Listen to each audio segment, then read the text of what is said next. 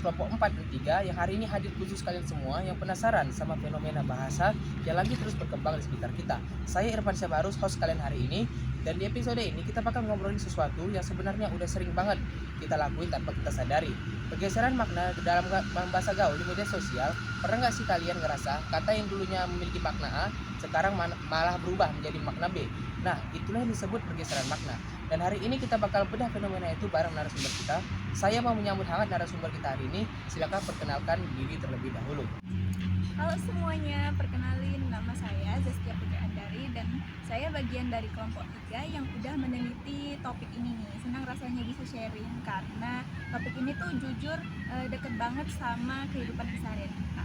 Nah, yang dibilang Zaskia Putri Andari itu sangat benar. Sebelum kita kembali ke pembahasan, boleh ceritain dulu kenapa topik pergeseran makna dalam bahasa gaul ini menarik buat dikaji dan harus dipahami oleh banyak masyarakat. Jadi bahasa itu kan hidup ya, dia nggak diam di tempat. Nah, media sosial seperti TikTok, Instagram, X atau Twitter ini jadi laboratorium yang aktif untuk evolusi bahasa, terutama di kalangan anak-anak muda nih kayak kita kan. Kata-kata baru terus muncul, tapi yang lebih menarik tuh kata yang lama yang udah ada maknanya itu punya makna baru. Jadi ilmu semantik inilah yang akan memproses apa yang kita sebut pergeseran makna. Sebelum kita masuk ke dalam contoh-contohnya, sebenarnya apa yang dimaksud dengan pergeseran makna dalam kajian semantik tersebut? Nah, pergeseran makna ini adalah perubahan arti suatu kata dari makna awalnya menjadi makna yang baru nih. Perubahan ini bisa terjadi karena perkembangan budaya, teknologi, kebiasaan sosial maupun kebutuhan komunikasi. Di kehidupan sehari-hari kita nih sering nemuin kata-kata yang udah ada maknanya sekarang kan, tapi udah berbeda dengan makna yang beberapa tahun lalu. Berarti bisa kita simpulkan, berarti apakah bahasa itu tidak bersifat tetap? Iya benar, jadi bahasa itu selalu berkembang mengikuti perkembangan masyarakat. Nah, ketika cara hidup manusia berubah, bahasa juga menyesuaikan diri karena itu pergeseran makna merupakan hal yang wajar dalam perkembangan bahasa. Kalau kita lihat sekarang, apakah media sosial itu bisa menjadi faktor terbesar terjadinya pergeseran makna? Menurut kami sih iya ya. Di media sosial itu mempercepat penyebaran bahasa. Jika dulu perubahan makna tuh membutuhkan waktu yang sangat lama, sekarang sebuah istilah aja bisa viral dan dalam hitungan menit nih. TikTok, Instagram, Twitter, dan platform lain tuh menjadi tempat munculnya berbagai istilah baru maupun makna yang baru. Jadi, apakah media sosial ini bisa dianggap sebagai ruang yang paling aktif lah dalam perkembangan bahasa tersebut? Iya benar, bahkan banyak kata yang awalnya tuh udah hanya digunakan oleh kelompok tertentu, akhirnya digunakan secara luas karena media sosial. Oke, sekarang kita masuk ke contoh yang pertama, yaitu kata toksik. Kenapa kata ini menarik untuk dibahas dalam kajian semantik? Karena kata itu tuh mengalami perubahan makna yang cukup jauh ya. Awalnya toksik ini kan berarti racun atau mengandung racun.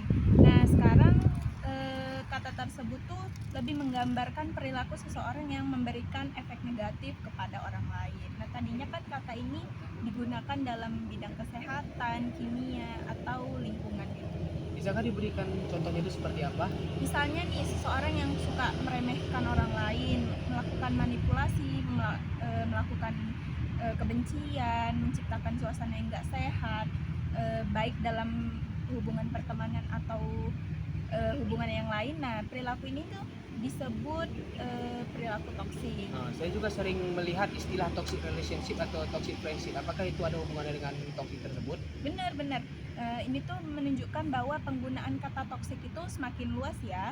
Maknanya nggak lagi terbatas pada racun fisik, tapi juga mencakup hal-hal yang dapat dianggap merugikan orang lain secara emosional maupun psikologis. Baik, selain kata toxic tadi, ada juga kata ghosting yang sangat populer di era media sosial saat ini. Bisakah dijelaskan apa hubungan ghosting tersebut dengan kajian semantik yang kita bahas kali ini? Kata ghosting itu berasal dari kata ghost ya, yang berarti hantu. Nah, dalam penggunaan saat ini, ghosting itu merujuk pada seseorang yang melakukan tindakan tiba-tiba menghilang dan menghentikan komunikasi tanpa memberikan alasan atau penjelasan. Baik, kenapa istilah hantu bisa berubah menjadi istilah dalam hubungan sosial?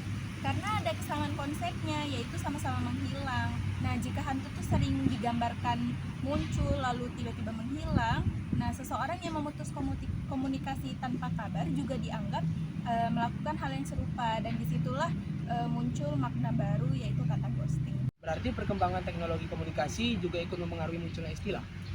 Benar. Nah, istilah ghosting ini menjadi populer karena masyarakat sekarang lebih banyak berkomunikasi melalui media sosial digital nih.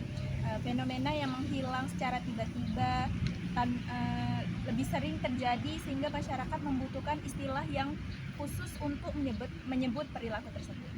Jadi dari dua contoh di atas tadi, apakah narasumber bisa memberikan jenis pergeseran atau makna lain yang juga sering ditemukan di media sosial? Ada nih, misalnya kata healing. Nah, secara umum kata ini tuh berarti proses penyembuhan. Tapi di media sosial sekarang, kata healing ini sering digunakan untuk kegiatan berlibur atau jalan-jalan, untuk mengurangi stres. Ada juga kata gamon yang merupakan singkatan dari gagal move on dan digunakan untuk menggambarkan seseorang yang belum bisa move on dari masa lalunya. Berarti banyak kata yang maknanya berubah karena kebutuhan komunikasi penggunaan media sosial.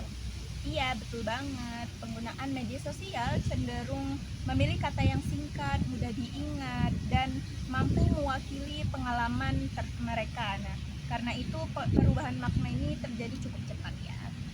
Jadi menurut Anda, apakah semua orang menyadari bahwa kata-kata yang mereka gunakan sebenarnya sedang mengalami pergeseran makna?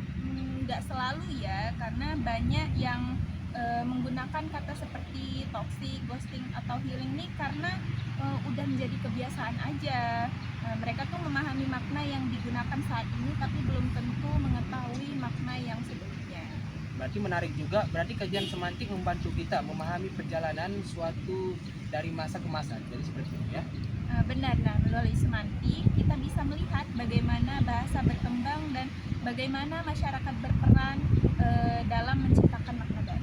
Kalau begitu, apakah di pergeseran makna lebih banyak membawa dampak positif atau negatif kepada masyarakat Indonesia berbahasa?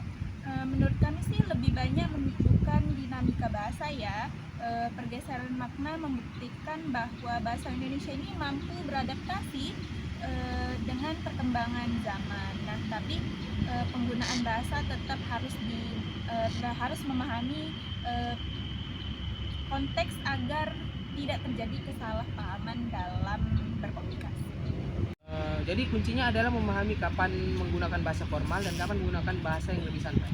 Ya, dengan begitu kita tuh tetap bisa mengikuti perkembangan bahasa tanpa mengabaikan fungsi bahasa itu sendiri ya. Karena bahasa Indonesia yang baik dan benar adalah digunakan saat momen yang tepat juga. Pertanyaan terakhir sebelum kita menutup acara ini, menurut Anda apakah pergeseran makna ini sesuatu yang harus dikhawatirkan atau justru sesuatu yang wajar dan perlu diapresiasi? Menurut saya sih ini tuh sesuatu yang wajar ya, dan justru membuktikan bahwa bahasa Indonesia itu dinamis dan hidup. Bahasa gaul di media sosial itu bukan ancaman, karena ini adalah bukti kreativitas bahasa di era digital. Yang penting kita tetap tahu konteksnya. Ada waktu kita pakai bahasa formal, ada waktu kita santai. Justru kemampuan memilah bahasa itulah yang menunjukkan kecerdasan berbahasa seseorang. Baik, pembahasannya bagus banget hari ini. Makasih banyak untuk Jaskia yang sudah sharing tentang pergeseran makna dalam bahasa gaul di media sosial. Jadi, dari obrolan kita hari ini, kita bisa lihat bahwa kata-kata yang kita pakai sehari-hari itu sebenarnya punya perjalanan makna yang panjang dan menarik. Dari toksik yang tadinya soal racun, kini menjadi ghosting, dan hantu jadi soal menghilang tanpa kabar. Semua ini adalah cerminan dari bagaimana kita, sebagaimana penggunaan bahasa terus berinovasi dalam berkomunikasi. Bahasa bukan sesuatu yang kaku, bahasa adalah cerminan zaman di era modern sosial saat ini. Cerminan ini bergerak sangat cepat. Itu terjadi dalam podcast dari kelompok 3 dan 4 kali ini untuk mata kuliah semantik. Semoga bermanfaat dan sampai jumpa di episode selanjutnya. Terima kasih.